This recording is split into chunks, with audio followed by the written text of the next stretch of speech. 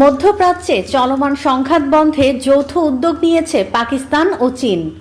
Beijing সফরে গিয়ে পাকিস্তানের পররাষ্ট্রমন্ত্রী ইসহাক দার চীনের পররাষ্ট্রমন্ত্রী ওয়াং ইয়ের সঙ্গে বৈঠক করেন। এরপরই দুই দেশ 5 দফা শান্তি প্রস্তাব ঘোষণা করে।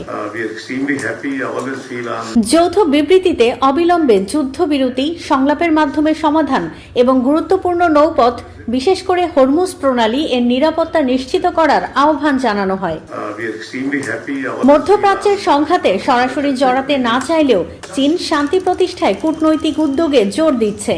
অন্যদিকে পাকিস্তান নিজেকে মধ্যস্থতাকারী হিসেবে প্রতিষ্ঠিত করতে সক্রিয়ভাবে কাজ করছে। বিশ্লেষকদের মতে এই উদ্যোগের পেছনে ইসলামাবাদের কৌশলগত স্বার্থ রয়েছে। জ্বালানি নিরাপত্তা, সীমান্ত স্থিতিশীলতা এবং আঞ্চলিক কূটনীতিতে প্রভাব বাড়ানো। তবে এখনো পর্যন্ত যুক্তরাষ্ট্র ও ইরানের মধ্যে সরাসরি আলোচনায় উল্লেখযোগ্য অগ্রগতি দেখা যায়নি।